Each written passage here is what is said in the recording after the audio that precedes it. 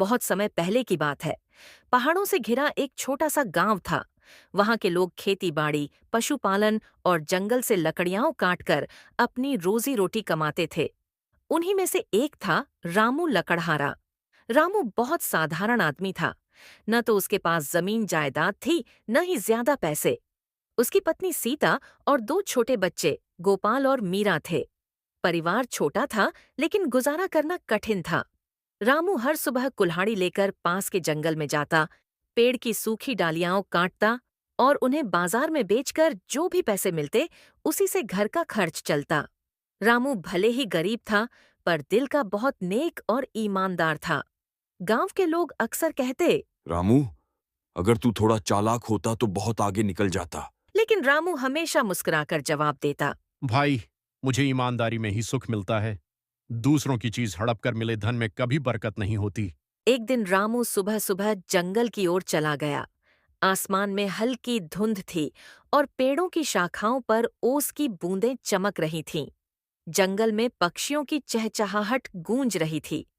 रामू ने गहरी सांस ली और सोचा। आज थोड़ी ज्यादा लकड़ी काट लूं, बच्चों के लिए गर्म कपड़े खरीदने हैं। रामू नदी किनारे पहुंचा। वहां कई पुराने पेड़ थे जिनकी सूखी डालियां आसानी से टूट जाती थीं। उसने कुल्हाड़ी उठाई और काम में लग गया। कुल्हाड़ी की ठक ठक की आवाज जंगल में गूंज रही थी। कुछ देर बाद जैसे ही वह एक पेड़ की मोटी डाल काटने लगा, कुल्हाड़ी का हत्था ढीला हो गया। जोर से प्रहार करते ही कुल्हाड़ी का फल नदी में जा गिरा।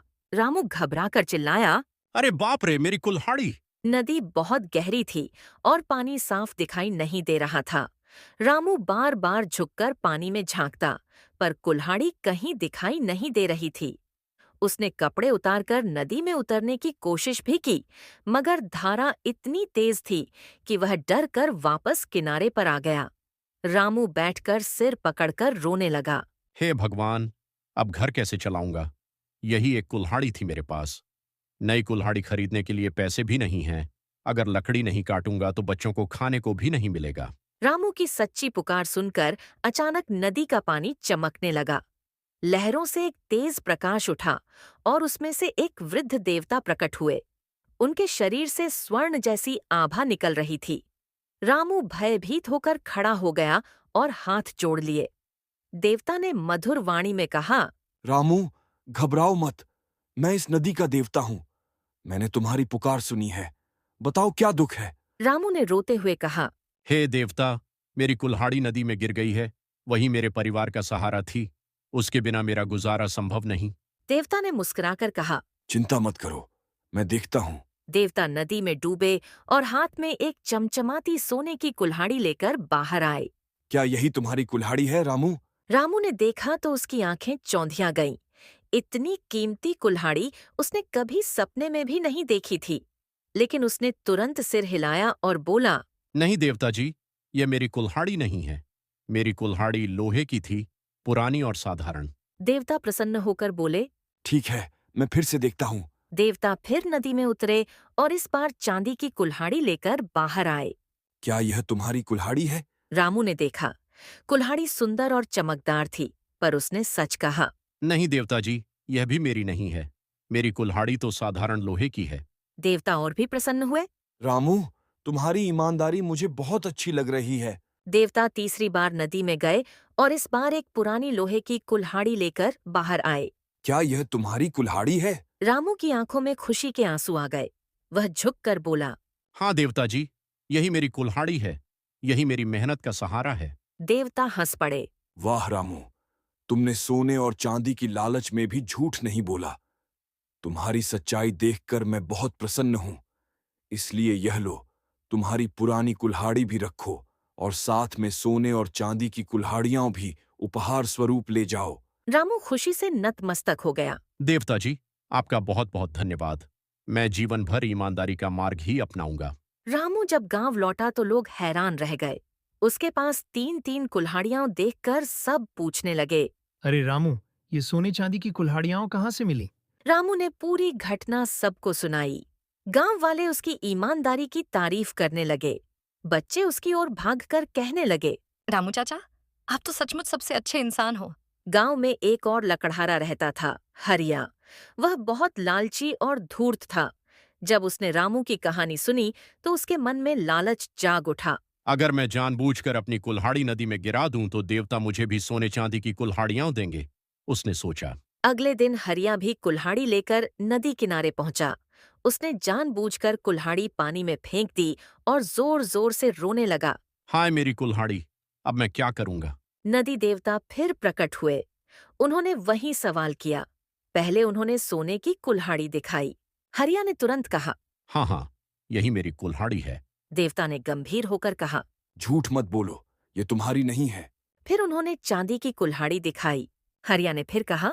हाँ, यही मेरी है। देवता ने भौहें चढ़ाईं। तुम बहुत लालची और झूठे हो। तुम ईमानदारी की कीमत नहीं समझते। तुम्हें किसी उपहार का अधिकार नहीं है। यह कहकर देवता जलधारा में लुप्त हो गए और हरिया खाली हाथ रह गया। उसकी असली कुल्हाड़ी भी उसे वापस नहीं मिली। वह रोता बिलखता गांव लौटा। गांव के लोग उसकी हालत देखकर समझ गए कि लालच का नतीजा बुरा ही होता है। सभी ने यह ठान लिया कि चाहे जितनी भी गरीबी या कठिनाई क्यों न हो, ईमानदारी से कभी समझौता नहीं करेंगे। रामू अपने बच्चों को हमेशा यही शिक्षा देता। बेटा, सच और ईमानदारी इंसान की सबसे बड़ी पूंजी है।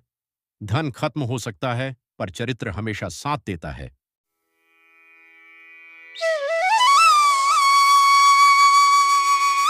गांव का नाम था काजलपुर। यह गांव घने जंगलों और पुराने खंडहरों से घिरा हुआ था। कहते हैं कि यहाँ एक समय बहुत समृद्धि थी, लेकिन धीरे धीरे यहाँ अजीब घटनाएं होने लगीं। रात के अंधेरे में औरत की चीखें सुनाई देती, किसी के कदमों की आहट सुनाई देती, पर दिखता कोई नहीं था। लोग धीरे धीरे डरने लगे और गांव से पलायन करने लगे। लेकिन उस गांव में रहने वाला रघुनाथ अपनी बूढ़ी माँ और पत्नी के साथ अब भी वहां रहता था। रघुनाथ बहादुर किस्म का इंसान था। उसने गांव वालों से कई बार कहा कि भूत प्रेत जैसी कोई चीज नहीं होती, ये सब अंधविश्वास है। लेकिन गांव के लोग उसे समझाते। रघु, तू समझ नहीं रहा। रात को उस पुराने हवेली के पास मत जाना। वहां से अब तक जो भी गया है वो जिंदा लौट कर नहीं आया। गांव के बाहर एक टूटी फूटी हवेली खड़ी थी। हवेली कभी किसी जमींदार की थी। कहते हैं कि उस जमींदार की बेटी की रहस्यमयी मौत यहीं हुई थी। लोगों का मानना था कि उसी लड़की की आत्मा अब तक उस हवेली में भटक रही है। एक रात रघुनाथ का दोस्त गिरधारी उसकी चौपाल पर बैठा हुआ बोला। रघु, तू बड़ा बहादुर बनता है ना? अगर हिम्मत है तो आज रात हवेली में जाकर दिखा, तब मानेंगे कि तेरा भूत प्रेत पर यकीन नहीं है। रघुनाथ हंस पड़ा। ठीक है, आज ही चलता हूँ। देखता हूँ क्या तमाशा है। गिरधारी ने डरते हुए कहा। पर अकेला मत जा। रघुनाथ बोला। डरपोकों की तरह क्यों सोचते हो? चलो, तुम भी मेरे साथ चलो। बहुत मिन्नतों के बाद गिरधारी भी साथ जाने के लिए तैयार हो गया। आधी रात का समय था। दोनों हाथ में लालटेन लिए हवेली की ओर बढ़े। चारों तरफ कुत्तों के भौंकने और उल्लुओं की आवाजें आ रही थीं। हवेली में प्रवेश करते ही अजीब ठंडी हवा का झोंका आया। दोनों के बदन में सिहरन दौड़ गई। दीवारों पर जाले लटके हुए थे। छत से चमगादड़ें उड़ रही थीं। अचानक गिरधारी ने धीमी आवाज में कहा। रघु, ये देख, जमीन पर खून के धब्बे जैसे निशान हैं। रघुनाथ ने लालटेन नीचे की ओर किया। सचमुच सूखे खून जैसे निशान फर्श पर दिखाई दे रहे थे। अरे, ये पुराने धब्बे होंगे। डरने की जरूरत नहीं, रघुनाथ ने कहा। दोनों आगे बढ़े और हवेली के अंदरूनी हिस्से में पहुंचे। तभी ऊपर से किसी लड़की की हंसी गूंजी। गिरधारी का चेहरा पीला पड़ गया। रघु, तूने सुना? रघुनाथ की भी रगें तन गई, लेकिन उसने हिम्मत बांधते हुए कहा। चलो ऊपर चलते हैं, देखते हैं कौन है। सीढ़ियां चढ़कर वे ऊपर पहुंचे। कमरे का दरवाजा अपने आप चरमराहट के साथ खुल गया। अंदर धुंध जैसा छाया हुआ था। तभी एक सफेद साड़ी पहने लड़की दिखाई दी। उसके लंबे बाल चेहरे पर लटक रहे थे। उसके पैर जमीन को छू ही नहीं रहे थे।